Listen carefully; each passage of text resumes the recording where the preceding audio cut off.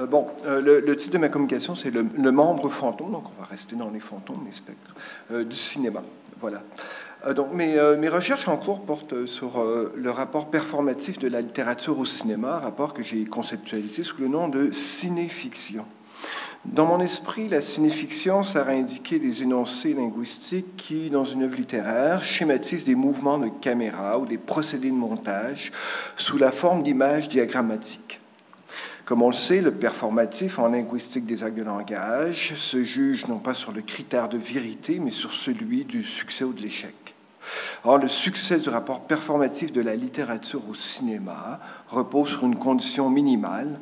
Le lecteur doit avoir dans l'esprit une trace mémorielle des mouvements d'images cinématographiques, prête à s'actualiser au moment de la lecture. La cinéfiction ouvre donc l'analyse des rapports entre la littérature et le cinéma, non pas sur le mode métaphorique, mais sur celui plus direct d'un effet sur la conduite du lecteur. Et s'il va de soi en linguistique des actes de langage que les mots font des choses, il est dès lors plausible d'affirmer, dans l'esprit de la cinéfiction, que certains énoncés linguistiques en littérature font du cinéma pour un lecteur. J'ai ouvert déjà plusieurs pistes théoriques pour étoffer mon concept. J'ai approfondi la question de la performativité en y important la notion d'image diagrammatique. J'en suis en ce moment, avec mon assistant de recherche Francis Gauvin, à investiguer du côté de la rhétorique pour développer la notion de rituel, souvent associée à la performativité. Je me suis donné comme tâche aujourd'hui dans cette communication de déterminer le plus concrètement possible le phénomène des impressions visuelles de mouvement dans la mémoire. L'intuition que j'aimerais développer pour esquisser une réponse à cette question est que les images en mouvement habitent notre mémoire comme des spectres qui imposent leur présence à la manière d'une surimpression, d'un voile, qui produit des ondulations de la matière perçue, qui donne à voir une continuité entre les objets ou encore leur prolongement au-delà d'eux-mêmes. En regard de la cinéfiction, mon intuition est donc que notre mémoire est habitée par des fantômes du cinéma, des fantômes de mouvement, qui accompliraient le prodige de prolonger les énoncés linguistiques en perception visuelle. Si j'arrivais à imaginer un tel prodige, je crois que j'aurais une idée plus claire de ce que j'entends par performativité cinématographique de la littérature. Toutes ces questions de spectre m'ont amené à faire un détour par le phénomène des membres fantômes et, plus particulièrement, du rôle que joue la perception dans le phénomène du membre fantôme. Donc pourquoi ce détour par les membres fantômes? Outre le fait que le nom me plaît beaucoup, il y a quelque chose de poétique dans ce nom, je dirais qu'il est associé, comme on le verra plus loin, à l'idée de mouvement fantôme, qui sont des images dynamiques stockées dans notre mémoire. J'ai fait le pari qu'en cherchant à comprendre ces mouvements fantômes qui habitent notre mémoire, j'arriverais peut-être à me débarrasser de la notion très vague d'image mentale. Ma sensibilité littéraire et philosophique m'aurait habituellement amené à me tourner vers la phénoménologie de la perception, celle de Merleau-Ponty qui s'est intéressé au phénomène du membre fantôme. Sa thèse, qui fait la jonction entre le psychique et le physique, repose sur un principe connu de la phénoménologie. Les intentions perceptives et pratiques nous font interagir avec le monde environnant, car elles suscitent des pensées, des volontés. Le membre fantôme, pour Merleau-Ponty, relève ainsi à la fois des conditions physiologiques et de l'histoire dont le patient est porteur et que traduisent ses souvenirs, ses émotions et ses volontés. L'origine du phénomène, toujours selon Merleau-Ponty, relève d'une question d'acceptation du refus. Le membre fantôme va apparaître ou s'étioler, voire disparaître selon le degré de refus d'acceptation du patient face à sa mutilation. Le philosophe accorde donc beaucoup d'attention à cette condition d'acceptation, mais s'intéresse un peu moins au rôle très actif de la perception visuelle, ce rôle que joue donc la perception visuelle dans l'apparition et surtout dans la disparition de la sensation du membre fantôme. Je me suis détourné alors de mes habitudes philosophiques pour interroger la neuroscience. L'ouvrage de vulgarisation de référence sur les membres fantômes est Phantoms in the Brain, le fantôme intérieur, écrit en 2000 par le neuroscientifique Vilayanour Ramachandran, plus connu sous le nom de Dr Rama, qui est connu pour ses études donc, sur les phénomènes étranges d'hallucination. La perspective en psychophysique du visuel du Dr Rama m'a intéressé pour 3 raisons. D'abord, l'apparition et la disparition du membre fantôme ne sont pas liées à un phénomène d'acceptation ou de refus. Ensuite, la sensation du membre fantôme, la sensation de son mouvement, ce qu'il appelle littéralement le membre fantôme, est étroitement associée à la perception visuelle. Enfin, la perception visuelle, toujours pour le Dr Rama, est beaucoup plus complexe qu'un simple phénomène optique et se rapproche, à ma grande satisfaction, de la logique du récit. Avant de me lancer dans une brève présentation des thèses du Dr Rama, je tiens à faire quelques avertissements. Je suis conscient qu'il y a une certaine mode actuellement qui consiste à recourir à la neuroscience, à ces ouvrages de vulgarisation, bien sûr, publiés chez Odile Jacob, pour expliquer des phénomènes littéraires ou qui appartiennent à d'autres sciences humaines. On n'a qu'à penser aux fameuses neurones miroirs du docteur Isolati que j'ai retrouvé récemment dans une étude sur Marguerite Duras. On peut penser aussi à Antonio Damasio en ses thèses, par exemple, où il donne raison à Spinoza sur la question des affects. Pour ma part, bien que je reconnaisse les liens entre la neuroscience et les sciences humaines, je n'ai guère besoin de son lustre pour appuyer mes recherches. Je pourrais m'en passer. J'entends d'ailleurs le prouver au terme de cette communication, car j'estime que si le docteur Rama avait lu quelques philosophes et quelques ouvrages de théorie du récit, il aurait économisé un temps fou et un effort considérable. Mon détour donc par la neuroscience sera donc ponctuel, qu'on se le tienne pour dit. Plutôt que de lire les 4 pages là, où je résumais les théories du docteur Rama sur les membres fantômes, je vais plutôt l'expliquer de façon le plus brièvement possible. Donc, ce phénomène donc, existe depuis longtemps, il est connu depuis longtemps. Ce qu'a fait docteur Rama, c'est qu'il a bien associé le phénomène à la question de la carte des sensations donc dans le cerveau, où, par exemple, lorsqu'on perd un bras, donc on a une sensation donc du membre fantôme sur un bras. Souvent, la zone qui était associée à la sensation du bras est tout près d'une zone, par exemple, située dans le visage. Donc, les gens qui ont donc un bras amputé retrouvent la sensation de leur bras en se grattant la joue, par exemple. Exactement pour la même chose pour des jambes qui ont été amputées sous le genou, le pied, donc, qui sont souvent associées dans la carte du cerveau à des sensations qui sont proches de zones génitales. Donc, par exemple, et là, il y a énormément de témoignages qui sont assez savoureux du docteur Rama, où plusieurs de ses patients ont des sensations très fortes aux membres fantômes lorsqu'ils sont en train de faire l'amour et ont des orgasmes, par exemple. Donc, c'est très savoureux, assez drôle, ces témoignages. Ce qu'il a fait, le docteur Rama, très spécifiquement, c'est qu'il a voulu évidemment guérir ses patients de certaines démangeaisons, de malaises qu'ils avaient à leur membre fantôme, dont un patient en particulier qui, lui, avait un membre fantôme invalide. Donc, qui était très incommodant et inconfortable. Donc, par un dispositif de boîte et de miroir, il a réussi à reproduire la perception du visuel chez le patient de ses 2 bras. Et le patient voyait visuellement ses 2 bras, son membre fantôme retrouvait une mobilité. Donc, il s'est aperçu nécessairement que la perception visuelle avait un effet sur le membre fantôme. Et à sa grande surprise, après 2 mois de jeu dans la boîte, son patient a complètement perdu la sensation de son membre fantôme en le voyant dans cette boîte. Donc, il a associé, évidemment, le membre fantôme à la question, et surtout sa disparition, à des questions de perception visuelle. Il a poursuivi donc ses travaux sur la question de la perception visuelle pour comprendre ce phénomène, et s'est intéressé donc à toutes ces images que des personnes qui sont devenues aveugles par accident continuaient à voir dans leur cécité. Il s'est interrogé également sur des questions autour de ces taches aveugles qui sont parfois assez envahissantes, dans des cas de scotum assez larges, qui peuvent prendre 50% de la vue. Donc, au niveau optique, il y a 50% donc, de la surface de la rétine qui ne voit rien. Donc, c'est une tache aveugle qui est constamment remplie par des drôles d'images rémanescentes donc de la mémoire du patient, qui remplit ces taches aveugles par des images stockées dans leur mémoire.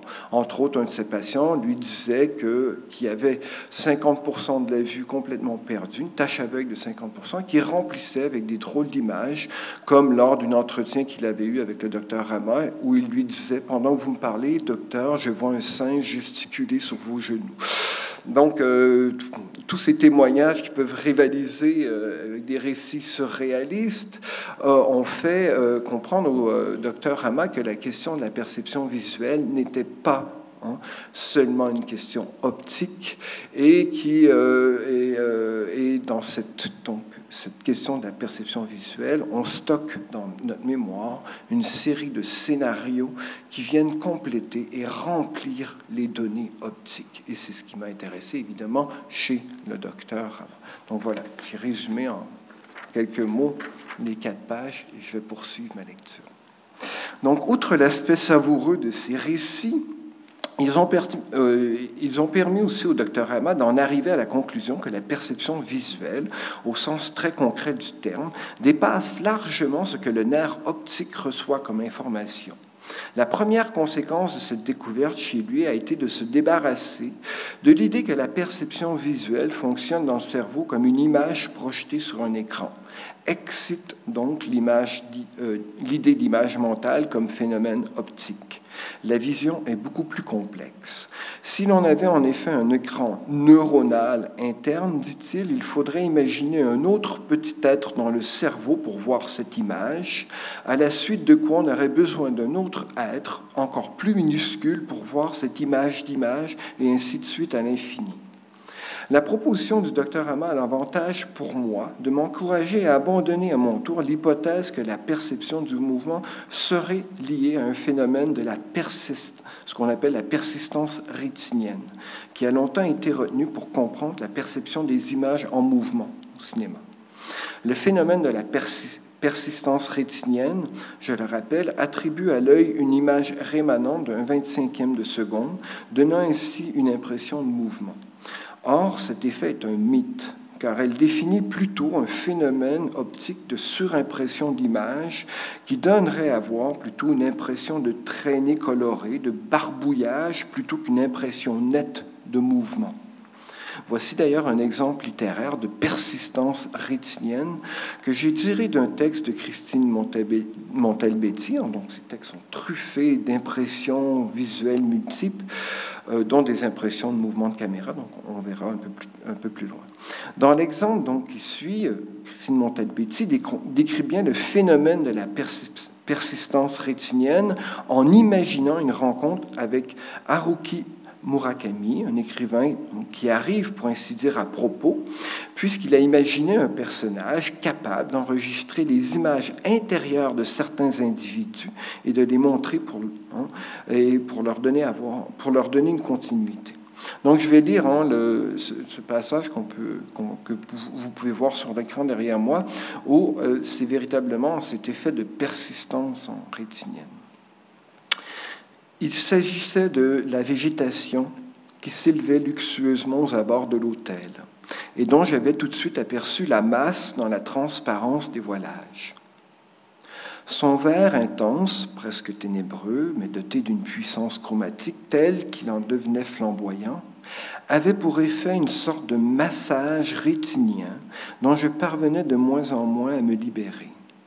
Cette fascination optique était telle que, lorsque mes yeux quittaient leur présence sombre et vivace pour revenir au corps de mon interlocuteur ou à la nappe blanche sur laquelle notre vaisselle était encore disposée, l'image de ces feuillages, devenus évanescentes et fluides, continuait de m'apparaître en surimpression. Il déployait désormais sur l'ensemble de la situation une manière de voile, quelque chose de transparent et de coloré qui flottait sur tout. On va voir une impression de persistance rétinienne à partir d'un film d'Arthur Lipset. Et je vais continuer à lire.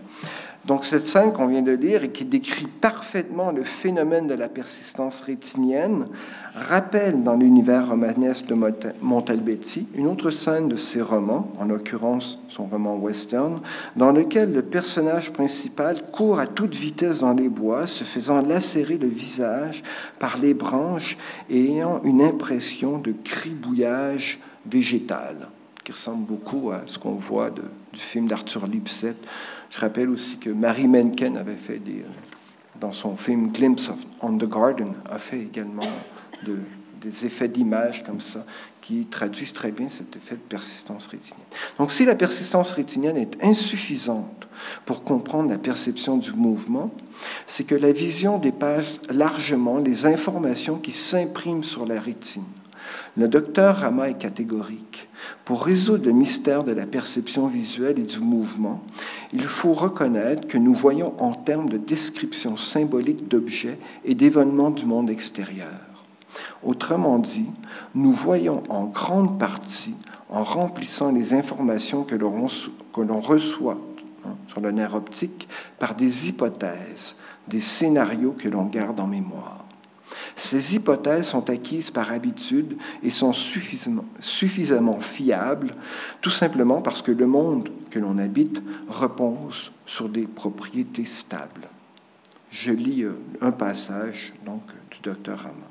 Pour porter un jugement, le cerveau profite du fait que le monde dans lequel nous vivons n'est ni chaotique ni amorphe. Il possède des propriétés stables. Pendant l'évolution, et en partie pendant l'enfance grâce à l'apprentissage, ces propriétés stables s'intègrent dans les aires visuelles du cerveau sous la forme d'hypothèses sûres, auxquelles on peut recourir pour éliminer l'ambiguïté de la perception. Par exemple, dans cette fameuse image de cercle dont la moitié des cercles sont remplis par un effet d'ombre, donc c'est juste une image inversée, on voit d'un côté des formes concaves et de l'autre côté, ces formes concaves se transforment en formes convexes.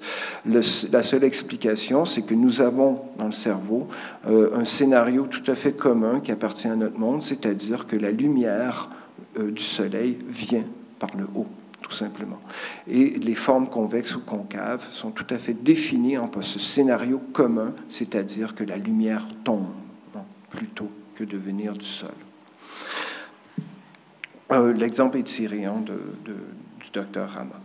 Donc, la thèse sur la perception visuelle du neuroscientifique m'a interpellé finalement parce qu'elle me renvoie à une perspective que nous connaissons très bien, nous les littéraires, celle de la sémiotique du récit développée entre autres par Eco dans les années 70.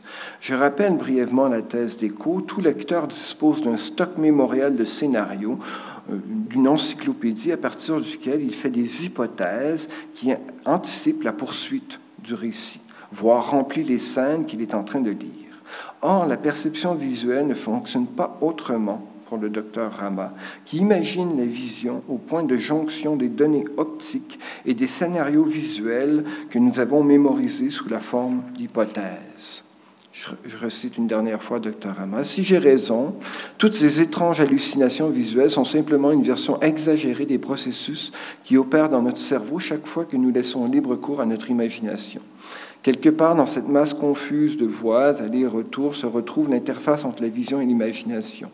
Nous ne savons pas encore clairement où se trouve cette interface, ni comment elle fonctionne, ni s'il y en a qu'une. Mais ces patients victimes d'hallucinations nous permettent de formuler des hypothèses. Si l'on en croit ce qu'ils décrivent, ce que nous appelons perception est en fait le résultat final d'une interaction dynamique entre des signaux sensoriels et des informations stockées dans des centres supérieurs à propos d'images visuelles du passé. Chaque fois que nous rencontrons un objet, le système visuel se lance dans un interrogatoire. Devant l'arrivée de données fragmentaires, les centres supérieurs se disent « voyons, il s'agit peut-être d'un animal ». Notre cerveau pose alors une série de questions. Est-ce un mammifère, un chat? Quel genre de chat? Domestique, sauvage, gros, petit, noir, blanc ou tigré? Les centres visuels supérieurs envoient alors des réponses du type le plus approchant aux aires visuelles inférieures, dans le cortex visuel primaire. Ainsi, l'image appauvrie est progressivement retravaillée et affinée, voire pouvoir compléter si besoin est. Je pense que ces allers-retours se chargent d'itérations successives qui nous permettent d'atteindre l'approximation la plus proche de la vérité. Grossissons volontairement le trait. Peut-être que nous hallucinons tout le temps et que nous parvenons à ce que nous appelons la perception en déterminant simplement quelle hallucination correspond le mieux à l'afférence sensorielle donnée. Je disais en introduction que le docteur Rama aurait sans doute gagné beaucoup de temps s'il avait lu certaines théories du récit, celle entre autres d'Eco, Matinée de Peirce, car la perception visuelle fonctionne exactement, ici dans cette citation, à la manière de la logique de l'adduction, c'est-à-dire par remplissage des données sous la forme d'hypothèses plausibles, conditionnées, elles, par notre monde de référence, aussi bien le monde réel que l'univers de fiction auquel le lecteur est habitué. Ce que je retiens finalement de la science des mondes fantômes, c'est moins la sensation du monde perdu que le mouvement fantôme qui lui est associé et qui habite la mémoire du patient. Ce sont ces mouvements qui ne sont pas purement optiques, mais qui conduisent tout de même la perception visuelle qui m'apparaissent intéressantes pour la cinéfiction. Car le cinéma intérieur qui nous habite, comme je l'ai proposé en introduction, est un fantôme de mouvement. Il s'agit donc moins d'un écran mental sur lequel apparaîtraient des images photographiques. Ce sont plutôt des scénarios visuels, c'est-à-dire une mise en scène dynamique d'images, des images dont le mouvement relève d'une théâtralisation, voire d'une chorégraphie. Il n'est pas étonnant que ce mouvement concerne moins une image qu'une relation entre des images, relation qui participe entièrement du phénomène de la vision.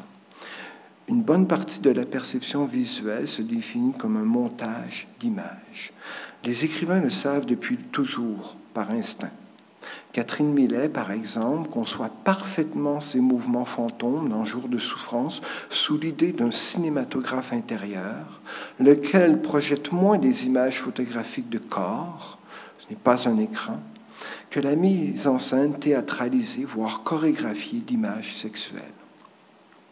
La persistance rétinienne n'a donc rien à voir avec les images en mouvement qui habitent notre mémoire. Sous l'aspect ritualisé du scénario, ces images épousent la logique du récit, tout en participant pleinement du phénomène de la perception visuelle. C'est bien cette zone indiscernable, cette interface entre récit et vision que je recherche pour accompagner ma thèse de la performativité cinématographique de la littérature. Notre mémoire est habitée par les mouvements fantômes d'images cinématographiques. Si nous acceptons cette idée, nous disposons de la condition minimum pour comprendre comment des descriptions littéraires peuvent forcer le lecteur à trouver non pas des images, mais des schémas d'images auxquels nous a habitué le cinéma, comme le champ contre champ, les zooms avant-arrière, le panoramique, travelling, ralenti, accéléré. Tous ces effets d'appareil habitent en nous à la manière de mouvements fantômes. Ce sont de petites chorégraphies d'images qui nous viennent à l'esprit lorsqu'on lit, par exemple, la description en gros plan d'un visage effaré. Il y a fort à parier que la description suivante révélera, en plan éloigné cette fois, la scène en contre-champ qui étonne le personnage. C'est une scène qu'on peut lire au début du Soleil d'Escorta de Laurent Godet. Je vais conclure sur un exemple qui réunit à la fois le mouvement fantôme et l'évocation du phénomène d'un mouvement fantôme dans la nouvelle Un hold-up de Christine Montalbetti. Le titre évoque à lui seul une panoplie de scénarios visuels qui relèvent de la scène du braquage au cinéma. La narratrice, qui est une employée de la banque, est maîtrisée par un voleur qui lui tient le visage bien appuyé contre sa table de travail. Or, toujours dans cette position inconfortable, elle meuble le temps, bref, du hold-up, mais dont la perception est dilatée sans doute par la peur, par une divagation visuelle qui balaie l'espace de la banque pour rejoindre, au dehors, le jardinet qu'elle traverse tous les matins. La scène que je vais citer épouse le mouvement visuel de la narratrice. Vous noterez bien au passage l'adresse au lecteur. Et c'est pourquoi mon regard, cherchant quelque chose sur quoi se concentrer, fouillerait l'espace de la banque qui lui offrirait une image renversée dans laquelle le haut serait devenu la droite et le bas la gauche. Voyez? Et finalement, il échouerait contre la vitre qui nous sépare du dehors et que zèbre une alternance de bandes opalines et de bandes translucides, parmi lesquelles alors il tenterait de se frayer un chemin vers la place, les frondaisons basses du jardinet Godefroy, dont on peut apercevoir d'ici les petites masses vertes et anodines. Outre le fait qu'il y a une sorte de zoom avant, nous pouvons suivre donc par la suite les images en mouvement qui la situent dans le jardinet. Ces images ne sont pas celles qu'on voit de l'intérieur de la banque. Nous sommes bel et bien émergés avec elles dans le jardinet. Mais comment cela se fait-il? S'est-elle, pour ainsi dire, téléportée dans le jardinet pendant le braquage? Évidemment non. Les choses sont beaucoup plus simples. Elle évoque tout bonnement les mouvements fantômes de ces déplacements dans le jardinet qui habitent sa mémoire à la manière, dit-elle, de fables paisibles. Je poursuis la lecture de la citation. Ce matin aussi, je l'ai traversée. De cette même manière, par où je laisse parfois affleurer sa configuration douce qui dépose en moi ces fables paisibles. Je ne saurais retrouver une description plus précise d'un mouvement fantôme qui habite la mémoire sous la forme ritualisée d'un scénario, d'une fable paisible. Montalbetti est sans doute l'écrivaine qui sert au plus près la relation entre récit et vision. Et par ses nombreuses adresses au lecteur, voyez, elle l'invite à reconnaître l'effet qu'elle recherche. Au bout de ce parcours, je me sens quitte envers la neuroscience qui, au final, m'apparaît peu encline à reconnaître sa dette envers la littérature. Elle m'aura donc laissé au moins une figure, le mouvement fantôme, que j'entends utiliser amplement dans mes recherches en cours. Je le ferai néanmoins dans l'esprit d'un juste retour des choses, c'est-à-dire que je ne me sens aucunement obligé de reconnaître ma dette. Merci.